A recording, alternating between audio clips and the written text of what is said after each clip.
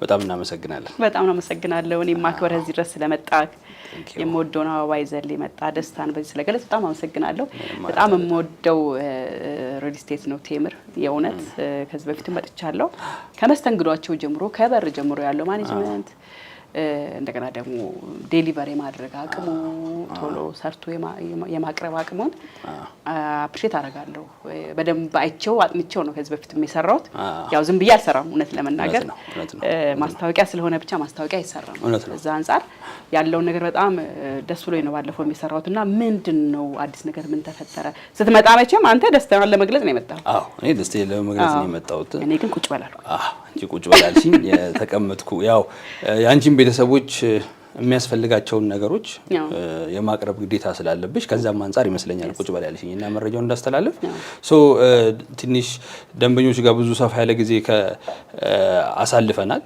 አሁን ከአመት በዓል በኋላም ከአመት በዓልም በፊት ባሉት ነገሮች አሁን ላይ እንደ ቴምር ፕሮፐርቲ እንደ ባክግራውንድ ትንሽ ነገር ልስጥሽና ያው ተመልካቾቻችንም የሚያዩት ነገር ስለሆነ ቴምር ፕሮፐርቲ 2008 ዓ.ም የተመሰረተ ካምፓኒ ነው።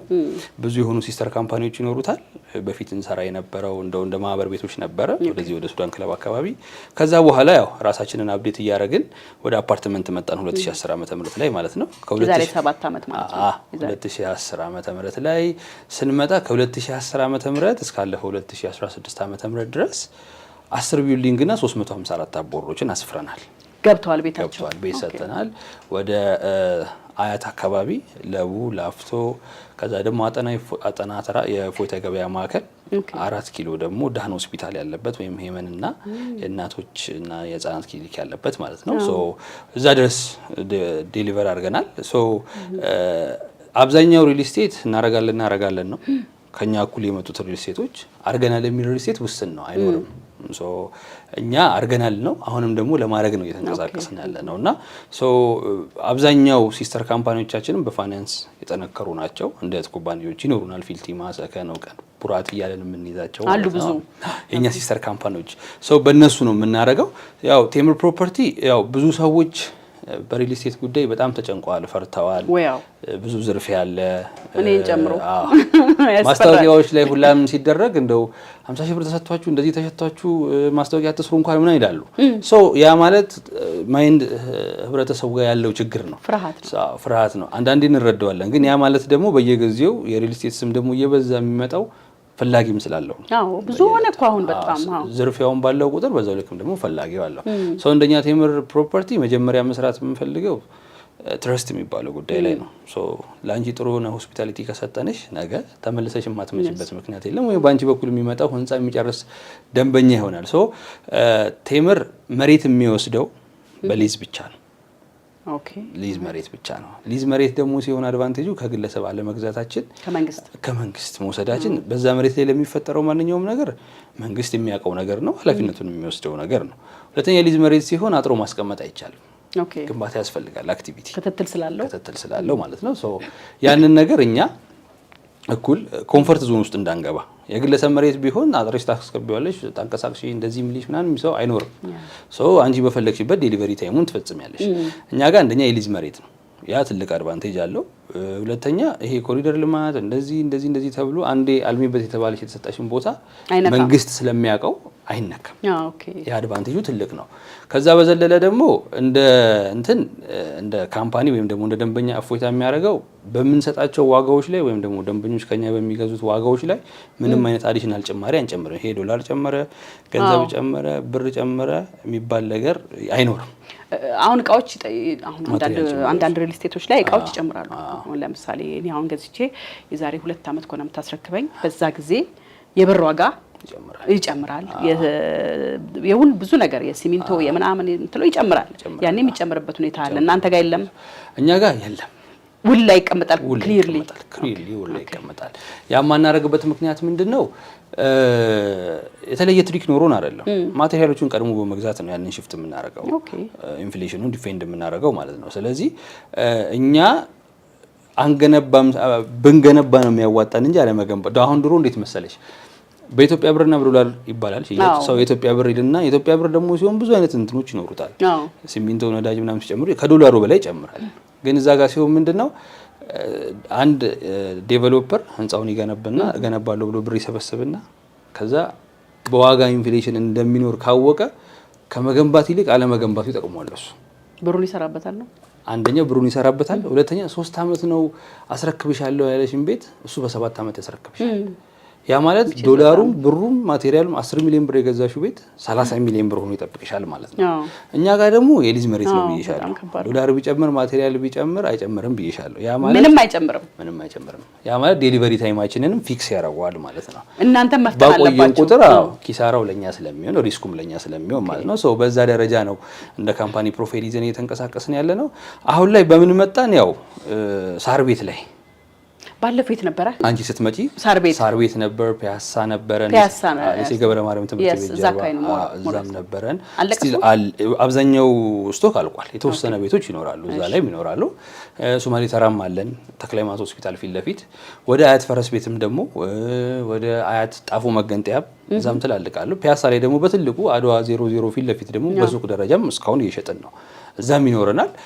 አሁን ላይ ሳር ቤት አፍሪካ ንብረት ወይም ደግሞ ኤዩ የምንለው ሳር ቤት ያለበት ወይም ወደ ካርቸሎ ሚካኤል መታጠፍ ያለበት ወይም በተለምዶ ኦያያ ኢንተርቴይንመንት እኔ እዛ ነበርኩ በነገራችን ላይ እዛ ጋ ነው አሁን ላይ አዲሱን ሳይታችንን ላውንች ያደረግነው። እውነተኛ የሆነ 40% ቅናሽ፣ ይሄ ለማስታወቂያ ለፕሮሞሽን ሰው አትራክት ለማድረግ ሳይሆን እውነተኛ የሆነ 40% ቅናሽ ያደረግንበት ሳይት ነው ላውንች ያደረግነው። ይሄንን ሳይት ላውንች ያደረግንበት ምክንያት ምንድነው?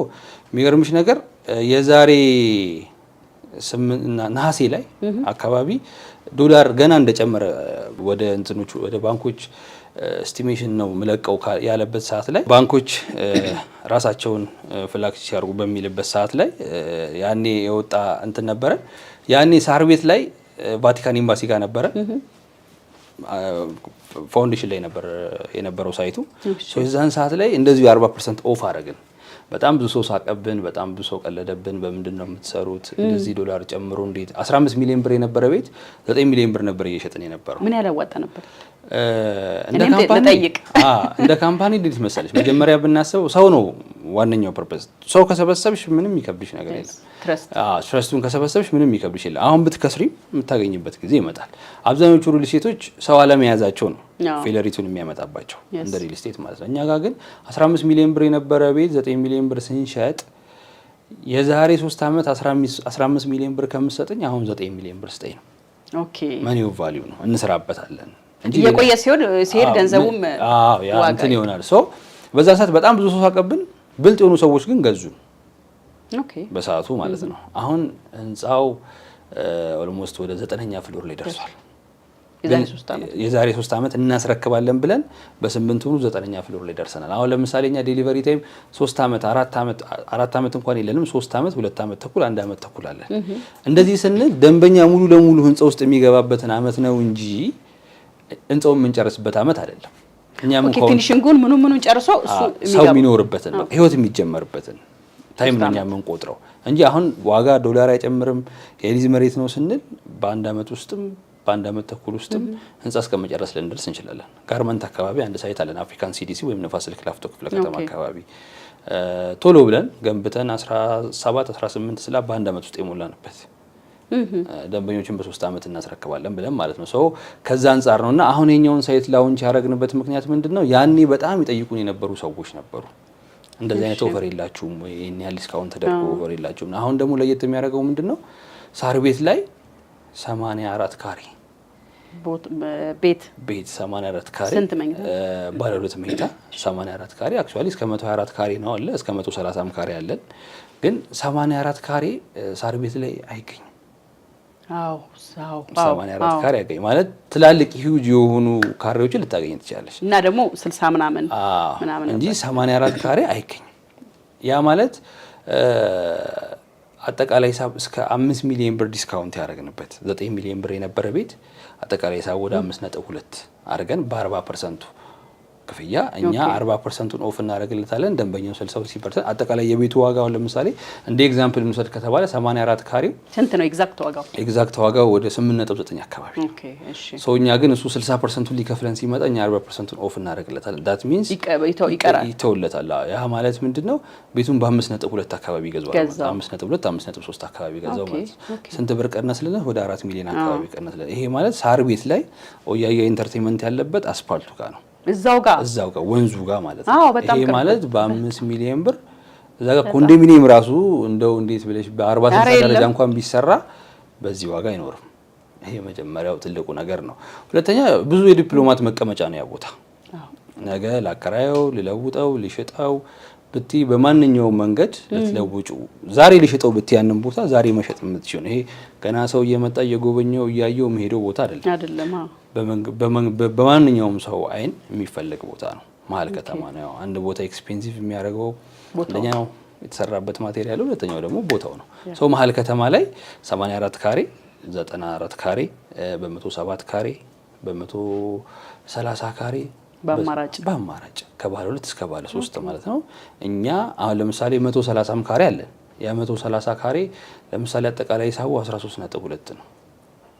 ሰውየው 60% ወይም ደግሞ የምትገዛን ደንበኛችን ሴት ብትሆንም 40% ኦፍ ብናረግላት ያን ቤት ማክሲመም 8.3 አካባቢ ሙሉን ግን መክፈል አለባቸው። ሙሉን ካሽ ያን 40% እንዲቀነስላቸው 60%ን ግን ዳውን ማድረግ ይኖርባቸዋል ማለት ነውና ለምሳሌ እኔ 30% ብችልስ 30% ብትይ ያው ነው ምንም እንትን ይላል። እኛ አሁን ምንድነው ቅድም እንደነገርኩሽ ነው የዛሬ 3 አመት ይሄንን ገንዘብ ከምትሰጡን አሁን ስጡን ካሹን ስጡን ነው። ማቴሪያል ኦርደር እናደርጋለን፣ እንገዛለን። በዛ መሰረት ግንባቶቻችን ይቀጥላሉ ማለት ነው። ኦኬ ማቴሪያሉን ገዝቶ ለማስቀመጥና የነገ የዋጋ ግሽበቱን ለመከላከል የነገ የዋጋ ግሽበቱን ለመከላከል ከሁለቱም ጋር ዊን ዊን ለማድረግ ነው ማለት እና ሶ እነዚህ ነገሮች አጀስት አድርገን ነው እየተንቀሳቀስን ያለ ነውና በኢትዮጵያ ብር ነው ግብይታችን። እዛ አካባቢ የምንገነባው ህንጻ በሁለት መንታ ህንጻ አይነት ነው። አንደኛው G+16 ነው፣ አንደኛው ደግሞ G+21 ነው ማለት ነው። ሶ ስፔሲፊክሊ ኖቫ ካፌ በተለምዶ ይባላል። እዛ አካባቢ ጋር ኖቫ ካፌ ይባላል። ሶ እዛ አካባቢ በጣም ብዙ ሰዎች ያውቁታል። ጥሩም ቪው አለው ህንጻው። ወደ ፊት ለፊት ወደ አፍሪካ ዩኒየን ታያለሽ፣ በጀርባ በኩል ወደ ካርል አደባባይ ታያለሽ፣ በቀኝ በኩል በወንዙ ጀርባ መሐመድ ቪሌጅ ነው ያለው። መቻሬ የምንለው በተለምዶ እሱ ነው ያለውና ሴንተርም ቆንጆም ቦታ ነው። ጥያቄ ደግሞ አሁን አንዳንድ ቦታ ግራውንድ አንደኛ ፍሎርም መጨረሻ 21 ፍሎርም ዋጋቸው አብዛኞቹ እኩል እየሆነ ነውና እናንተ ጋር ያለው ነገር የዋጋ ልዩነት አለው? ፍሎር በጨመረ ቁጥር የዋጋ ልዩነት የለውም። ሁሉም ጋር እንዳዛ ነው። ሁሉም ጋር ደስ ይላል። ምንም አይነት የዋጋ ፍላክቹዌት የሚያደርግበት ነገር አይኖርም። ያው ሰውየው እዛ ህንጻ ላይ እስካለ ድረስ ሁሉም በኩል ነው የምናስተዳድራለን። ሌላኛው ምንድነው ትልቁ አድቫንቴጅ ህንጻ ገምተን ከጨረሰን በኋላ ፕሮፐርቲ ማኔጅመንቱን የሚሰራው ራሱ ቴምር ፕሮፐርቲ ነው። እስከ መጨረሻው ነው ለአንድ አመት ያህል። ያ ማለት ምንድነው እስከ 1 አመት ድረስ አይተዋወቁም። እዛ ህንጻ ላይ የሚኖሩ ሰዎች ሶሻል ተከራይ ያው ግማሹ ቀለም ካልቀባው ይላል፣ ግማሹ በዚህ ጋር ከልጄ ካልወጣው ይላል፣ ግማሹ እንደዚህ ካላረኩ ይላል። የተለያየ ነገሮችን ነገር ለማድረግ ይፈልጋል በህንጻው ላይና ለህንጻው ደህንነትም ሲባል ለኮሚኒቲውም ሰላም ሲባል የመጀመሪያውን አመት እኛ እናስተዳድራለን። ከመጀመሪያው አመት በኋላ ግን እዛው ህንጻ ላይ ያሉ ሰዎች ራሳቸው በሚመርጡት ኮሚኒቲ መተዳደር ይጀምራሉ ማለት ነው። ለምሳሌ እኔ 30% 60% አልከኝ አይደል? 30% ገንዘብ ሊኖረኝ ይችላል፣ 60 ላልችል ይችላል እና አልችልም መግባት። የኛ ደንበኛም ቢሆን ትችላለሽ፣ ግን የሳር ቤቱ ሳይት ላይ ያው ግዴታ 60% እንዳው ማድረግ ይኖርብሻል። 30% ግን አንቺ አጅ ላይ አቅም አለኝ የ30% የመክፈል አቅም አለኝ የምትይ ከሆነ ግን ሊሴ ገብረ ማርያም ትምህርት ቤት ጀርባ ባለው ሳይታችን፣ ሶማሌ ተራ ባለው ሳይታችን ላይ መግባት ይችላል። በአያት ባለው ሳይታችን ላይ እስከ 25% 30% ብቻም ስለከፈልሽ ከሆልሴል ላይ 25% ቅናሽ እናደርጋለን። ሳር ቤት ላይ 60% ከከፈለን ሰው 40% እኛ እንቀንስለታለን። እዛ ደግሞ ሊሴና ተክለ ሃይማኖት ጋር ያሉት ጋር ወይ ደግሞ አያት ያለው ጋር ደግሞ ሰው 30% ከሰጠን ደግሞ ከሆልሴሉ ላይ 25% እንቀንስለታለን። ይሄንን እድል መጠቀም እውነት በጣም እንደ አድቫንቴጅ ደንበኛኛ ጋር ከመጣ በኋላ የማይወጣበትን ሰርክል መያዝ ስለምንፈልግ ነው። ምክንያቱም እስከ መኪና እስከ መሸለም ደረጃ ደርሰናል። በሪል ስቴት አሁን መኪና የሚሸልም የለም። ሸልማችኋል? ኦልሞስት ስትመጪ የሆነ በርጋ ይቻላል የነበረችው መኪና እሷን ጨምሮ ወደ 3 መኪኖች ያው ህንጻው የሊሴን ሳይት እና የተለያዩ ሳይቶችን ፕሮጀክት ከጨረሰን በኋላ የምናወጣው ወጣ ይሆናል ማለት ነው። ህንጻው ሲገነባ ሳይሆን እንትኑ ሽያጩ ካለቀ በኋላ ሁሉም ከስተመር መሳተፍ ስላለበት ማለት ነው።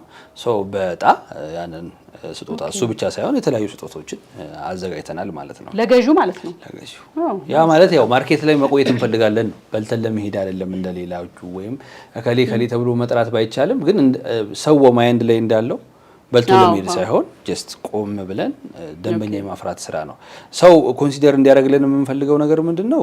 ስሙን የገነባ ካምፓኒና ለስሙ እየሰራ ያለ ካምፓኒ አክቲቪቲው አንድ አይደለም። እናንተ ለስም እየሰራ ነው። ለስም ገና እየሰራ ነው። ለስም እየሰራ ያለ ካምፓኒ ደግሞ ጥቅሙ ይበዛል ብዙ አሜንቶች። ምክንያቱም ፕሮሞሽን የምንሰራው አሁን በምንሰራለት ሰው ቤት ነው።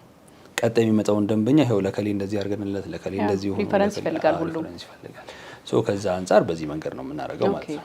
ሶ ከዚህ እንግዲህ አንድ ህንጻ ሲገነባ ህፃናት ልጆች ያለው ሰው አለ፣ ቲኔጀር ላይ ያለ ወጣቶች አሉ፣ ብዙ አለ አይደል? የተለያየ ኢንተረስት ያላቸው በግቢ ውስጥ በኮምፓውንድ ውስጥ የሚፈልጉት ነገር አለ። መጫወቻ ያስፈልጋቸዋል፣ ፓርኪንግ ያስፈልጋል፣ የደቅሱ የቁብ የድር ምናምን ጣጣ አለ፣ የሰርግ ጣጣ አለ፣ ብዙ ነገር ስላለ ለነኚህ ሁሉ ነገሮች መቼም አንድ ሰው ለመኖር ሲገባ አንድ ህንጻ ላይ እነኚህን ይፈልጋል።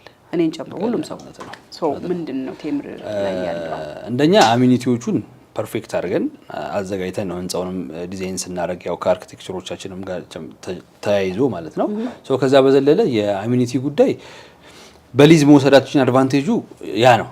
መንግስት በሊዝ ቦታውን ሲሰጥ አፓርትመንት ስሩልኝ ካለ ከጎኑ ደግሞ ራሱ ወይ ፓርክ ይሰራል፣ ወይ ሆቴል የሚሰራበትን ቦታ ያዘጋጃል፣ ወይ ትምህርት ቤቶች የሚሰሩበትን ቦታ ያዘጋጃል። የተለያዩ ነገሮች ከመንግስት ጋር የሊዝ መሬት መሆኑ አድቫንቴጁ ይሄ ነው። መንግስት የሆነ ፐርሰንቱን ሲሰራ አንቺ ከጎኑ ደግሞ የሆነ ፐርሰንቱን ትሰሪለታለሽ። ሰውኛ ህንጻ ላይ ሀዘን፣ ደስታ፣ የተለያዩ ነገሮች ቢፈጠሩ ቴራሱ ላይ ቆንጆ የሆነ ሰፋ ያለ ቴራስ አለን። ከ1200 ካሬ በላይ የሚሆን ቴራስ እዛ ላይ ጥሩ የሆነ ሀዘን፣ ደስታ፣ ሰርግ፣ ልደት ቢፈጠር ሰለብሬት የምናደርግባቸው ነገሮች ይሆናሉ ማለት ነው። ከዛ በዘለለ ፓርኪንግ ይኖራል፣ ታች ግሪን ኤሪያዎች ይኖሩታል። ከኛ ህንጻ ደግሞ አጠገብ በመቻሬ ሜዳና በድልድዩ መሀል ደግሞ መንግስት አሁን እያስመረቀው ያለው ከኮሪደር ልማት ጋር የህፃናት መጫወቻ፣ ፓርኪንግ፣ ሱቆች እዛው ጋር ተሰርተው አሁን ኦልሞስት በጣም በሚያምር ሁኔታ እየተመረቀ ነው ከኮሪደሩ ጋር ማለት ያ ማለት ከህንጻችን የ5 እርምጃ ልዩነት ነው ከአጥራችን የ5 እርምጃ ልዩነት ያለው ነውና ሶ ከፈለጉ ግቢ ውስጥም ካልፈለጉ ከዛም ደግሞ ውጪ ላይ እንግዳ አለና አሁን እንግዳ ይመጣል በየጊዜው አይደለ? ለምሳሌ አንድ አባወራ ምን ያህል መኪና ማቆም ይችላል ግቢያቸው ውስጥ? እንደ አሚኒቲ ኦልሞስት ከ180 መኪና በላይ መቆም ይችላል። በስንት አባወራ? በኦልሞስት በ130 አባወራ አካባቢ መቆም ይችላል። ያንን ያህል መያዝ እንችላለን። ሶ ከዛ በዘለለ እንደ አድቫንቴጅ ያልኩሽ የመንግስት ፕሮጀክት ላይም ደግሞ እዛ ፓርኪንግ አለ። አሁን ለምሳሌ ሰርግ መሆኑ እንደ ድንገት እዛ ቢልዲንግ ውስጥ 4 እና 5 ሰርግና ወይም ደግሞ 3-2 ሰርግ ለቅሶ ቢፈጠር ከጎን ያለው ፓርኪንግ ደግሞ የመንግስት ፓርኪንግ እንደኛ ያግዘናል ማለት ነውና ሶ ያም ትልቅ አድቫንቴጅ ነው። ሶ ሌላኛው የዋተር ሲስተማችን ነው። እኛ ግራቪቲ የሚባል ውሃ ሲስተም ነው የምንጠቀመው። ብዙ ጊዜ 3ኛ 4ኛ ላይ ውሃ አይመጣም ሲባል ሰምተሽ ታውቂያለሽ? ማለት ካይናቲክ ኢነርጂ ይፈልጋል ከታች ወደ ላይ ውሃ የሚገፋው ማለት ነው። እኛ እንዴት ነው አሁን በሪዘርቨር ዋተሮቻችን ቴራስ ላይ ያለን ሶ ዋተሩን ሳክ እናደርጋለን። ቴራሱ ከተሞላ በኋላ ሶ ውሃ ሰው ሲጠቀም ከላይ ወደታች ተፈጥሮ በሚባለው ሲስተም ግራቪቲ በምንለው በዛ መንገድ እንጠቀማለን ማለት ነው። ስለዚህ የውሃ ማግኘት የለም። ወደ መብራት ልምጣ። ዋናው ነገራችን መብራታችን እንዴት ነው? ሊፍታችን ምን ያህል ሁልጊዜ አክሰሰብል ነው? ኦኬ ብዙ ጊዜ እንዴት መሰለሽ የኛ ሊፍት ፐርፌክት ነው ልልሽ አልችልም። ሊፍት ይበላሻል፣ ሰው ሰራሽ እንደመሆኑ አቅም ማለት ነው። መብራትም ይጠፋል። እኛ ሁሌ ፕሮፐርቲ ማኔጅመንቱንም ስንሰራ በሁሉም ነገር ስታንድ ባይ መሆን እንፈልጋለን። ባካፕ ጄነሬተር ይኖረናል። ሊፍቶቻችን ወደ 3 ናቸው። በራይትና በሌፍት በኩል የሰው መወጣጫ ሲኖረው ከጀርባ በኩል ደግሞ የእቃ መወጣጫ ይኖረዋል። ሶ በራይትና በሌፍት ያሉት ሊፍቶች ቢበላሹ ወደው ሜንተን የሚያደርጋቸው ነገር አለ፣ ወይም ደግሞ ቢበላሹ ወደው የሚጠግናቸው አካል አለ። በወር ውስጥ 1 ቀን 2 ቀን ሊፍት ቢበላሽ ሊፍት አይሰራም ማለት አንችልም። አይደለም፣ እውነት ነው። ከወር ከአንደኛው ቀን ግን እስከ 30ኛው ቀን ግን ሊፍቱ ካልሰራ ወደ አይሰራም ማለት ነው። መቼ ሲጀመር አልተሰራም ማለት ነው። ስለዚህ እኛ እንደ እንትን አንድ ሁለት ቀን ሊበላሽ ይችላል። ከዛ በዘለለ ግን ካለን ኤክስፒሪየንስ ካስረከብናቸው ህንጻዎች አንጻር ወደ ሜንቴን ተደርገው ወደ ጥገና አንደኛው ቢበላሽ በአንደኛው አንደኛው ቢበላሽ በአንደኛው የተጋገዘ ማለት ነውና ሶ በኤሌቬተር ደረጃ ያለው ይሄ ነው። በመብራት ደረጃም ያለው ያው የመንግስትን መብራት ነው የምንጠቀመው። መንግስት ለኛ የሚሰጠንን መብራት ነው የምንጠቀመው። ሶ እሱ በሚጠፋበት ጊዜ ደግሞ ትላልቅ ባካፕ ጀነሬተሮች ህንጻውን ጀነሬት የሚያደርጉ ነገሮች ጀነሬተሮች ስላሉ በእነሱ መንገድ ላይት እናገኛለን ማለት ነው። የጥበቃ ጉዳይ ደግሞ አለ መቼም የሴኩሪቲ ጉዳይ ፕሮፐርቲ ማኔጅመንቱን ስንሰራ ሴኩሪቲ አሚኒቲ ውስጥም ስለምናካተተው ሴኩሪቲ አንቺ ወደዛ ግቢ ስትገቢ ወይም ደግሞ የአንቺ ዘመድ የሚመጣ ከሆነ ውጪ ላይ መታወቂያ፣ ታርጋ ቁጥር እነዚህ ነገሮች በሴኩሪቲዎች ካላሳወቀ በስተቀር ወይም ለሴኩሪቲ ኢንፎርም ካላረች በስተቀር ያ ሰው መግባት አይችልም። ሶ እስከዛ ድረስ ነው ባውንድ አድርገን የምንሰራው። ላይቱ የሚያስፈልገን ባካፕ ጀነሬተር የሚያስፈልገን ለብርሃኑ ብቻ አይደለም ለሴኩሪቲውም ስለሚያስፈልግ ማለት ነውና ሶ ባካፕም ከዛ ኩል አክቲቭ የሚሆነው ለጥበቃውም ሲባል ነው። ሰው ወደ አንቺ የሚመጣ ሰው በአይዲ ነው በታርጋ ቁጥር ተነግሮ ነው የከሌ ቤተሰብ እንደዚህ ቀድሞ ይናገራል። ሰው ከተመዘገበ ያልፋል ያ ሰው ማለት ነው። ሰው ከሴኩሪቲ አንፃር በዛ መንገድ ነው የምንንቀሳቀሰው። ከቴምር ሪል ስቴት ጋር ነው እያወራን ያለው ተመልካቾቻችን። እንግዲህ ያለውን የገኒ ቤተሰብ ሪያሊቲ ሾው ቻናል ላይ ነው የምንገኘው። በቴምር ሪል ስቴት እንግዲህ በርካታ ቤቶች ተዘጋጅተው ሳር ቤት ላይ እየጠበቃቸው ነው የሚገኘው 84 ካሬ ጀምሮ እስከ 130 ካሬ ድረስ ይዘው እየጠበቃችሁ ነው የሚገኘው።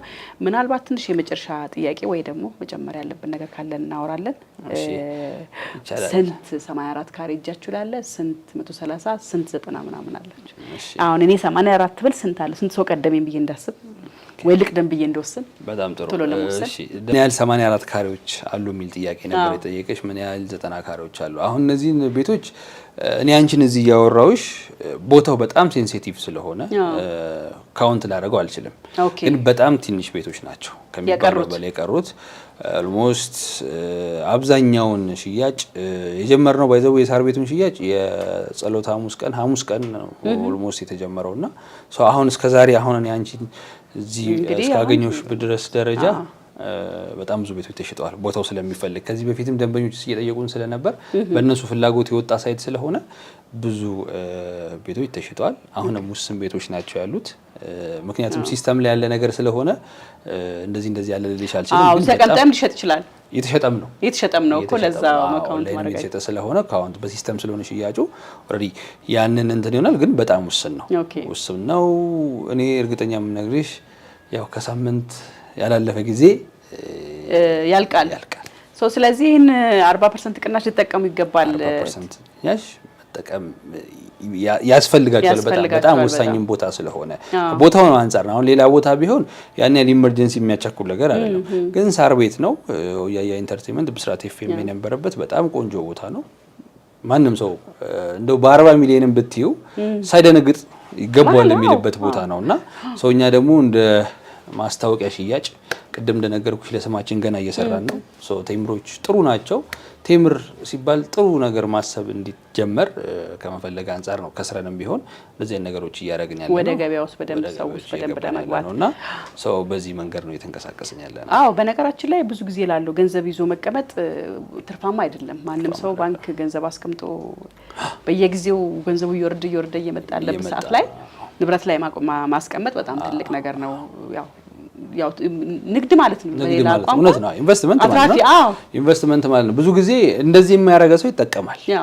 ጊዜውም ምኑም አብሮ አሁን ብዙ ጊዜ ሰው እንደ ሀብት ወይም ደግሞ እንደ ቋሚ ንብረት የሚያስበው ቤትና መኪናን ነው።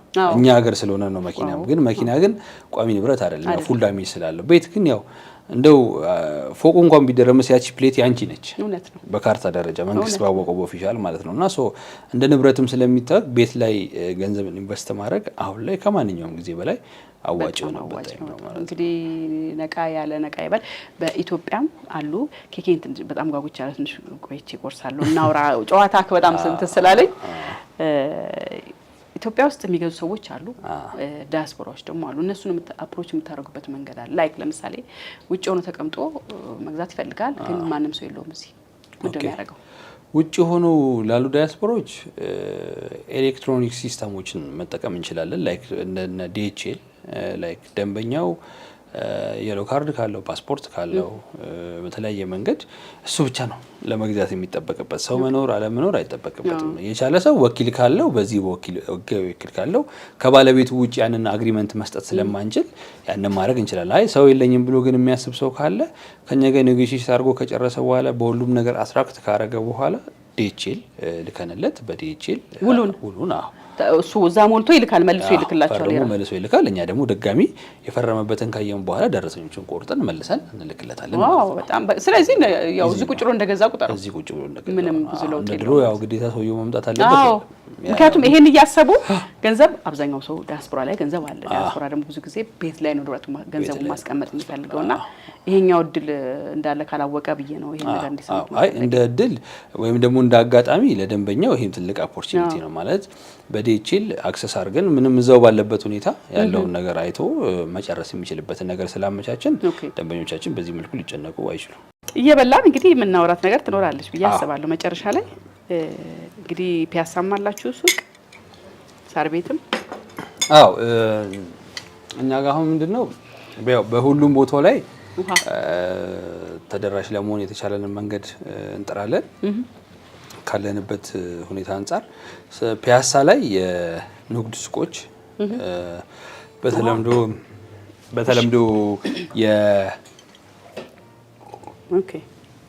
በተለምዶ ፖሊስ ጋራጅ የምንለው ወይም ደግሞ አራዳ ጤና ጣቢያ የምንለው ቦታ ጋር ሱቆችን አዘጋጅተናል።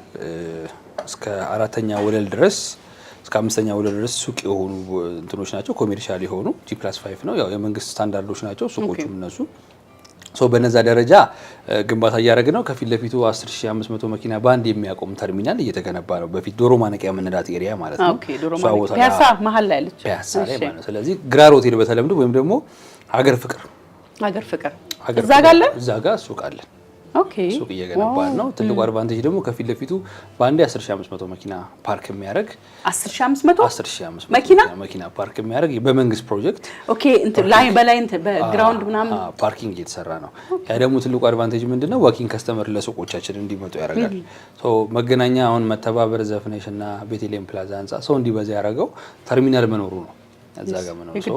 እዛ ጋም ደግሞ ትልቅ ተርሚናል እየተገነባ ነው በመንግስት ፕሮጀክት። እኛ ብቻ አይደለም የተለያዩ ሪል ስቴቶች ያንን ቦታ እያለሙን ያሉት፣ ግን በሱቅ ደረጃ እኛ እንደ አምባሳደር ሞል ስታንዳርድ የሆነ G+5 ህንጻ እዛ ጋር እየገነባን ነው። ከዛ ወረድ ስንል ደግሞ ቸርቸር ጋር ያው ቅድም እንደነገርኩሽ ሊሴ ገብረ ማርያም የተወሰኑ ስቶኮች ይኖሩናል ሊሴ ጋር። ከዛ በዘለለ ወደ አያት ደግሞ የገነባንበት ፕሮግረስ ያደረግን ወደ 80% የደረሰ ህንጻ ይኖረናል። አልቋል። ገና እየተሸጠ ነው። እሱም አለው የተወሰነ አለው። 3 አይነት አከፋፈሎች ይኖሩታል። እንደዚሁ ካሽ ላይ የሚከፍለን አለ። በ1 አመት ተኩል የሚከፍለን የራሱ የሆነ ክፍያ አለው። እየኖረበት ደግሞ የሚከፍለን ደግሞ ለ3 አመት መክፈል የሚችልበት ህንጻውን በ1 አመት ተኩል እናስረክባለን። ግን ሰውየው በ3 አመት መክፈል ፈልጋለሁ ካለ የኖረበትም መክፈል የሚችልበትን ኦፖርቹኒቲ እናመቻቻለን ማለት ነው። ምንድነው ዲስካውንት ይኖራል? አሁን ለምሳሌ ካሽ ሙሉ በሙሉ ለሚከፍል እዛ ካሽ ሙሉ ለሙሉ ለሚከፍለን ሰው ቤቱን የምናስረክበው በ1 አመት ተኩል ነው። ካሽ ሙሉ ለሚሰጥ ኖርማሊ የህንጻው የሚያልቀው በ1 አመት ተኩል ውስጥ ነው። ግን ደንበኛው እዛ ህንጻ ላይ ልግዛ ካለ በካሬ 69 ሺህ ብር ነው ካሽ ከሰጠን። በካሬ 69 ሺህ ብር ቤቱ አጠቃላይ ሂሳቡ እንዴት መሰለሽ ወደ 13 ሚሊዮን አካባቢ ነው 141 ካሬ እንኳን። ሰውየው ወይም ደግሞ ደንበኛችን ካሽ ሊስት ካለች በካሬ 69 ሺህ ብር እናደርግላታለን። ያ ማለት ወደ 9 ሚሊዮን ብር ማለት ነው። ቤቱን ተገንብቶ ያ ማለት እንደ ፀሐይ ሪል ስቴት መሀል አደባባይ ላይ እንዳለው ደራርቱ አደባባይ ፊት ለፊት ያለ ህንጻ ነው። እንደ ፀሐይ ሪል ስቴት ነው የሚሆነው። በጣም ሰፊ ሆነ ሴንተር ቱ ሴንተር የምንለው ህንጻ ነው። እዛ ላይ ነው ደንበኛው በአመት ውስጥ ተኩል ደግሞ ከህንጻው ፕሮግረስ እኩል ከፍዬ ልግባ ደግሞ ካለ በካሬ 95 ሺህ ብር እናደርግለታለን። አይ ከገባው በኋላ እየኖርኩ ደግሞ ልኑር ካለ በካሬ 105 ሺህ ብር። ምንም ሳይከፍል ከገባው በኋላ ነው ወይስ የተወሰነ ከፍሎ መጀመሪያ አይደል?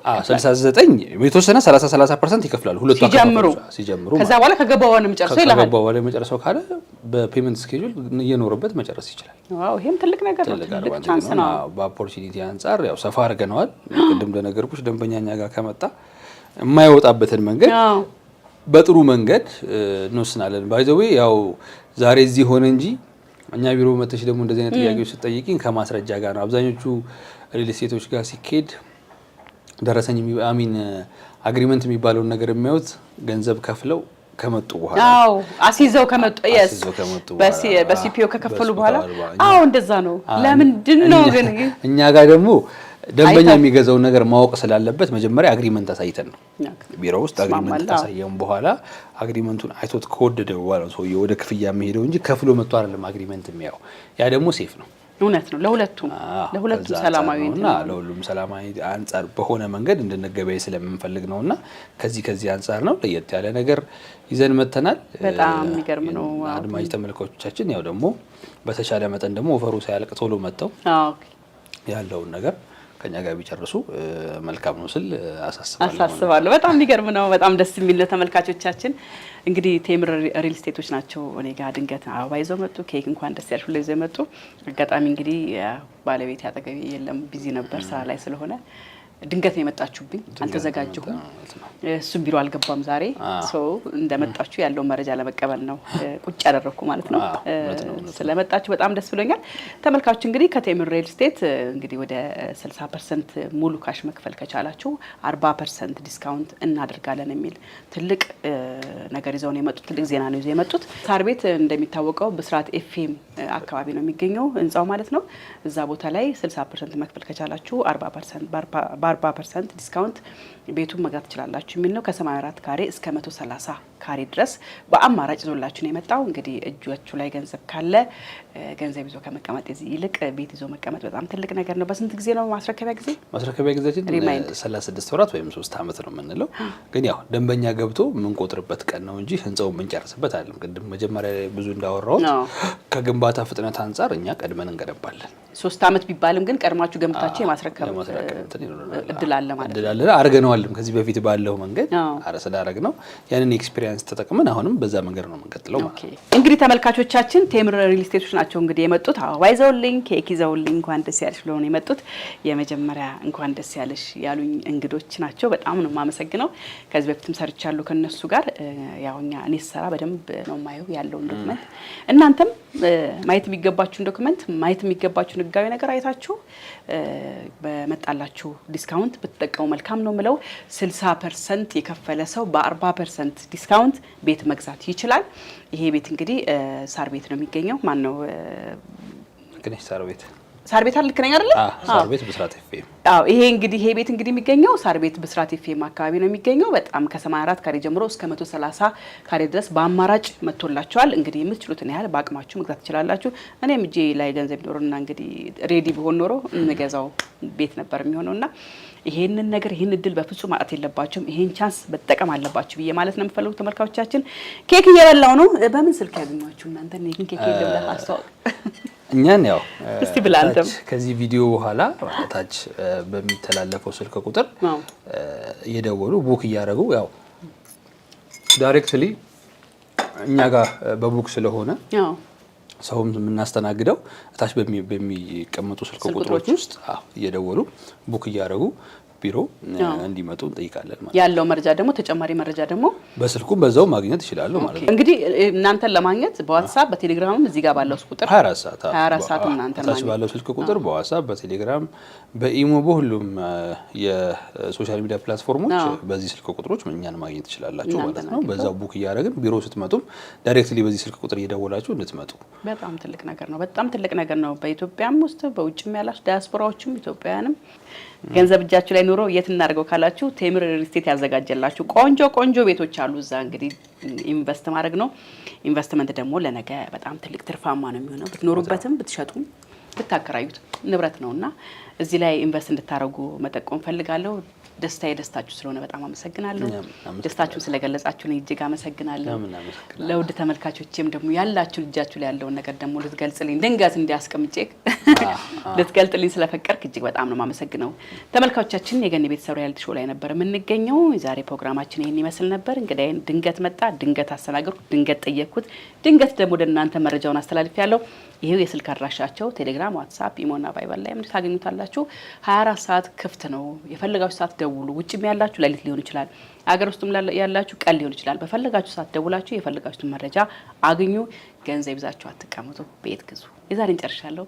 ሰላም ለና